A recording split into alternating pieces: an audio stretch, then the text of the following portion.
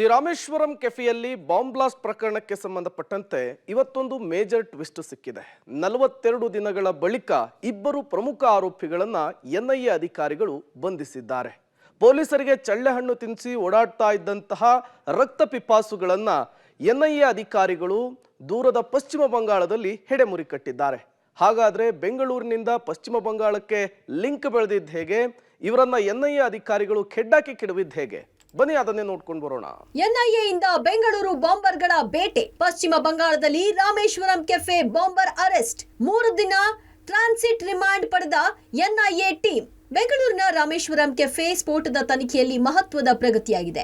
ಸ್ಫೋಟ ನಡೆದ ಬರೋಬ್ಬರಿ 42 ದಿನಗಳ ಬಳಿಕ ಬಾಂಬರ್ ಮುಸಾವಿರ್ ಹುಸೇನ್ ಶಾಜಿಬ್ ಮತ್ತು ಸೂತ್ರಧಾರ ಅಬ್ದುಲ್ ಮತೀನ್ ತಾಹಾನನ್ನ ಎನ್ಐಎ ಹೆಡೆಮುರಿ ಕಟ್ಟಿದೆ.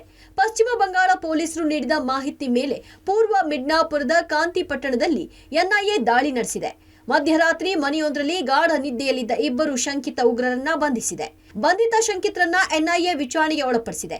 ಎನ್ಐಎ ವಿಶೇಷ ಕೋರ್ಟ್ 3 ದಿನ ಟ್ರಾನ್ಸಿಟ್ ರಿಮಾಂಡ್ಗೆ ನೀಡಿದೆ. ಬಂಧಿತ ಆರೋಪಿಗಳನ್ನ ಬೆಂಗಳೂರಿಗೆ ಕರೆತಂದು ಎನ್ಐಎ ವಿಚಾರಣೆ ನಡೆಸಲಿದೆ. ಬಾಂಬರ್ಸ್ ತಂಗಿದ್ದ ಹೋಟೆಲ್ನಿಂದ ಗ್ಯಾಜೆಟ್, ಡೈರಿ ವಶಕ್ಕೆ ಪಡೆದಿರೋ ಎನ್ಐಎ ಚುರುಕು ತನಿಖೆ ನಡೆಸಿದೆ. ಬಾಂಬ್ ಸ್ಫೋಟ ಬಳಿಕ ಬೆಂಗಳೂರು, ಬಳ್ಳಾರಿ, ಹೈದರಾಬಾದ್ ಅಂತೆಲ್ಲ ಸುತ್ತಾಟ ನಡೆಸಿದ್ದ ಆರೋಪಿಗಳು ಅಸ್ಸಾಂನಲ್ಲಿ ಕೆಲ ದಿನ ತಲೆಮರೆಸಿಕೊಂಡಿದ್ರು. ಇತ್ತೀಚೆಗೆ ಬಂಗಾಳಕ್ಕೆ ಶಿಫ್ಟ್ ಆಗಿದ್ರು. ಕೋಲ್ಕತ್ತಾದ ಹೊರವಲಯದ ಪೂರ್ವ ಮಿಡ್ನಾಪುರ ದೀಘಾ ಎಂಬಲ್ಲಿ ತಂಗಿದ್ದ ಉಗ್ರರು ನಕಲಿ ದಾಖಲೆಗಳನ್ನ ನೀಡಿ ಬಾಡಿಗೆ ಮನೆಯನ್ನ ಪಡೆದುಕೊಂಡಿದ್ರು. ತಮ್ಮ ಕೆಲಸ ಮರೆಮಾಚೋದಕ್ಕೆ ಹಿಂದೂ ಯುವಕನ ಹೆಸರನ್ನ ಸೇರಿಸಿಕೊಂಡಿದ್ರು.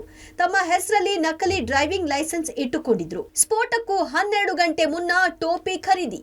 ಸ್ಫೋಟ ನಡೆದ ದಿನವೇ ಬೆಂಗಳೂರಿನಿಂದ ಬಳ್ಳಾರಿ ಮಾರ್ಗವಾಗಿ ಬಾಂಬರ್ ಮುಸಾವಿರ್ ಎಸ್ಕೇಪ್ ಆಗಿದ್ದ. ಆದ್ರೆ ಮುಸಾವಿರ್ ಸಂಪೂರ್ಣ ಚಲನವಲನ ಹಲವು ಸಿಸಿಟಿವಿಗಳಲ್ಲಿ ಸೆರೆಯಾಗಿತ್ತು.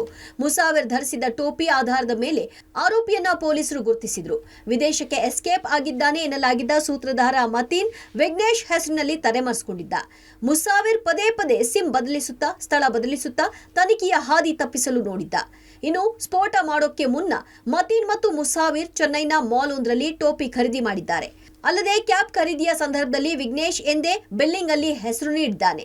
ಸದ್ಯ ರಾಜ್ಯವನ್ನೇ ಬೆಚ್ಚಿ ಬೀಳಿಸಿದ ಬಾಂಬರ್ ಕೊನೆಗೂ ಬಂಧನಕ್ಕೊಳಗಾಗಿದ್ದಾನೆ. ಬಂಧಿತರನ್ನ ಬೆಂಗಳೂರಿಗೆ ಕರೆತಂದು ಎನ್ಐಎ ವಿಚಾರಣೆ ನಡೆಸಲಿದೆ.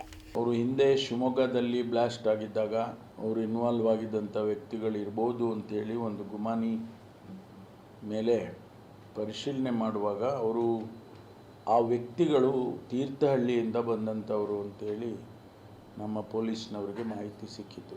ಅವ್ರನ್ನ ಫಾಲೋ ಅಪ್ ಮಾಡುವಾಗ ನಿನ್ನೆ ರಾತ್ರಿ ಎನ್ಐಎನವರು ಅವರನ್ನು ಅರೆಸ್ಟ್ ಮಾಡಿದ್ದಾರೆ. ವೆಸ್ಟ್ ಬೆಂಗಾಲ್ನಲ್ಲಿ ದಿಘಾ ಅಂತಕ್ಕಂಥ ಊರಿನಲ್ಲಿ ಹೋಟೆಲ್ ಒಂದರಲ್ಲಿ ಇದ್ರು ಅಂತೇಳಿ ಅವ್ರನ್ನ ಅರೆಸ್ಟ್ ಮಾಡಿದ್ದಾರೆ.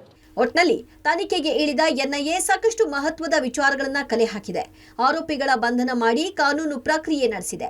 4 ವರ್ಷದಿಂದ ತಲೆಮರೆಸಿಕೊಂಡು ಮತ್ತೆ ಸ್ಫೋಟ ಮಾಡಿ ತಪ್ಪಿಸಿಕೊಂಡವರನ್ನ ಹೆಡೆಮುರಿ ಕಟ್ಟಿ ವಿಚಾರಣೆ ನಡೆಸಿದೆ NIA. Muralidhar, crime bureau, public TV.